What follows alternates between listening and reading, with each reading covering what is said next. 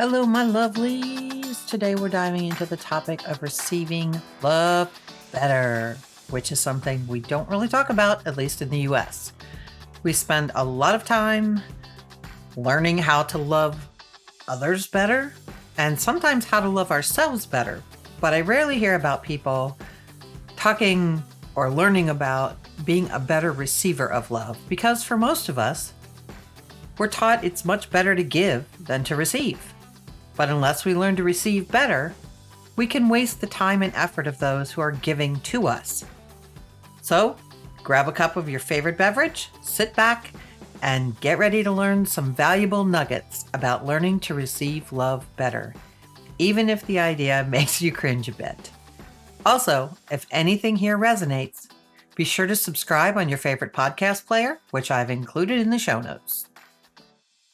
For those who are new to the podcast, when I talk about personalities, I use the DISC personality model of behavior and refer to people as D or driven, I or inspired, S or supportive, and C or cautious. You can find links to get your own personality assessment in the show notes. For each personality type, learning to receive better will look a little different, but when you listen to the suggestions for each personality type, you might learn a bit more about those you care about too. Starting with the driven personality. A couple of weeks ago, in the episode about Valentine gifts by personality and love language, I talked about how the D personality is not usually a fan of what we know as typically romantic gestures.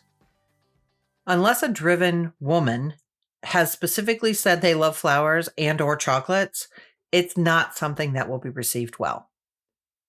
One of the D woman's superpowers is the ability to express what she wants, but it's best for her to do that before someone gives her a gift that she's less than thrilled with. Or if that's already happened, it's probably a good idea to wait to speak about it until later. So you're not going to ruin a loving gesture or damage a relationship because, my friend, it is so much easier to build on a good relationship than to repair a damaged one. And while you might have no qualms with someone telling you right away if they don't like a gift that you give them, the other personality types aren't always as detached as the driven personality is. Let me explain. While shopping one day, my mother-in-law found a snowman ornament with a green outfit on it, and she gave it to my son as a gift. She was so excited to give it to him. And when she did, he showed absolutely zero enthusiasm. And when my mother-in-law pointed out that she got it for him because he was wearing green, his favorite color, his response was, well, it's the wrong color green, which at the time cracked us all up because from a 3-year-old, that's a hilarious response. But from someone older than that, it just comes off as rude. And if the person is important to a driven person, it behooves them not to be quite as direct. That said, I will say that timing is everything with this type of response. And if you want to see things go a little more to your liking, try this. A few weeks before the gift-giving opportunity, say something about the types of gifts you would like and why you would like them. More than the things that you don't want, if that makes sense. It doesn't assure that you're going to get what you want, but with you, it's all about control and choices. And if you offer choices of gifts that you would like to get, you allow the gift giver to give you something you really want, which is a loving gesture for yourself and them. And it builds a way to help them love you better, which gives you the opportunity to receive their love in a way that serves you both. Better yet, if you have someone in your life that loves to give you gifts and they have given you things you'd rather not have again, make a list of 5 to 10 gifts you would like to have and give them the opportunity to pick something to surprise you without surprising you too much. For example, if you like comedy, write down tickets to a comedy show, but maybe not for a specific person on a specific date. I hope that makes sense. Moving on to the I personality. You love to be loved. In fact, rejection is the thing you dislike most. So, to make your relationships and love the best it can be, learning to love yourself is one of the ways to fully enhance your ability to give and receive love in the most amazing ways. You love your people. There's no doubt about that. But sometimes you look to them to make you feel good about yourself. And when that happens, it can be devastating because expecting anyone to love you in a certain way is a setup for disappointment. Learning how to receive love better for you starts with you. And that can be an interesting journey for the outgoing, people-oriented I personality, especially if you have a familial and or parental rejection in your past. But that's a subject that's a little bit too deep for today, and I'm not even sure I'm qualified to talk about it. So today we're going to suffice it to say that learning to love yourself just as you are is the best gift you can give yourself.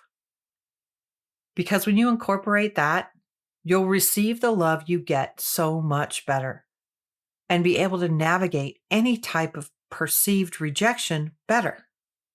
You can build genuine and authentic relationships with people who appreciate and love you for who you are, whether you are being your most entertaining self or not. For the supportive personality, you tend to be the most loving personality type when it comes to giving love. But you often struggle to accept love because you feel undeserving or guilty for accepting love for yourself when there are so many you feel need it more. There are countless stories of S personality types who are caregivers to the point of becoming sick themselves.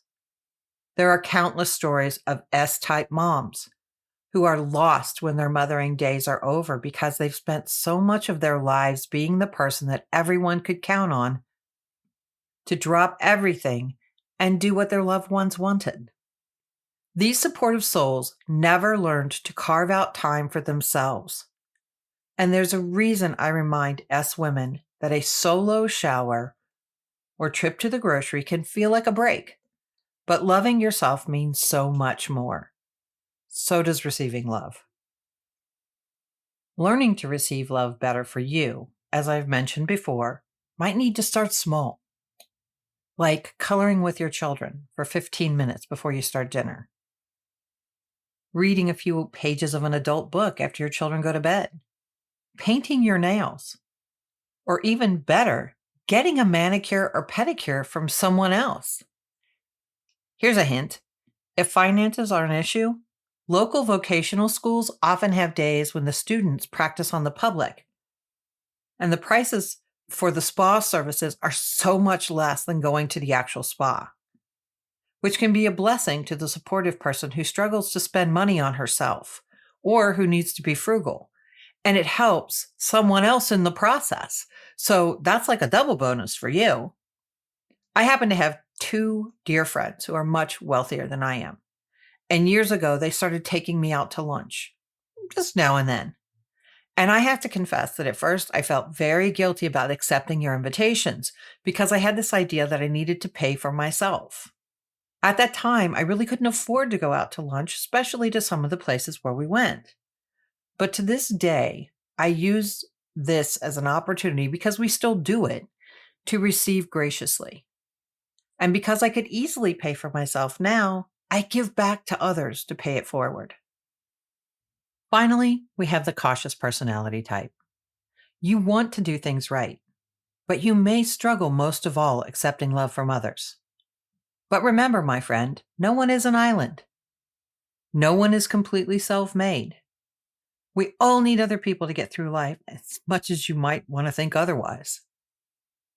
The key is to make sure that you surround yourself with people who love and appreciate you in the ways you want to be loved and appreciated. You are so good at curating information, and when you apply that wonderful talent to curating your own community, your life will feel like magic. At that point, you'll realize that accepting love doesn't make you weak, which can be the way the cautious personality can feel about love. It makes you human. And while you tend to be more along the lines of superhuman, it's okay to be just human on occasion too, and let people love you. I have decided that one of these days I'm going to get my sister-in-law on this podcast because we have learned so much about life and we can discuss things about life in different viewpoints because my high C sister-in-law teaches me so much about the reserved and highly intelligent C people out there. When my sister-in-law was raising her children, she was so fiercely independent. I didn't understand her at all. But now that I understand personalities, I understand that her challenges included receiving help for anything she thought she should be able to do for herself. I have a very different view of the cautious personality type because of her, and I can truly appreciate the detail orientation of the C personality. My sister-in-law and I have grown so much, and while I've learned that to give her love means being specific about the things I give or say to her, she's learned that people can and will do things for you just because they love you so much. And it's never a weakness to receive that kind of love or help. The thing is, no matter what your personality type, receiving love better is about opening your heart to others and letting go of the limiting beliefs that may keep you from love. It's knowing you're worthy of love, no matter what your life circumstance. Are you overweight? Worthy of love. Messy house? Worthy of love. Struggling financially? Worthy of love. In truth, one of the best things you can learn in this life is to receive and accept love graciously. So keep growing and learning and embracing the love that comes your way. And if you want to give yourself or someone else a great Valentine's Day gift, consider the book, The Self-Love Journal for Women. It's a book filled with prompts and practices to grow your self-worth, self-care, and self-acceptance. And for the rest of February, I'm also running a simple free challenge to walk women through the prompts and exercises that are in that book and have the most loving 2024 possible. I've included the link to purchase the book in the show notes. And if you go to the Moving Toward Better homepage, you can find the button to join the challenge. It's a fun challenge that will hopefully help all of us to learn to take care of ourselves and others better. Also, if you haven't yet, go to the Moving Toward Better website, hit that Take Your Assessment button, and after you do that, schedule your personalized personality strategy session. While you're there, make sure to join the email community for all the good things to come. Love you all. See you next time. At Moving Toward Better, it's our mission to help you unlock a fantastic life, powered by what's unique and authentically you. To learn how we can help you in your quest, head over to movingtowardbetter.com to check it out or use the links in the show notes. Thanks for listening. Thanks for being you, and have a great day. Love you all.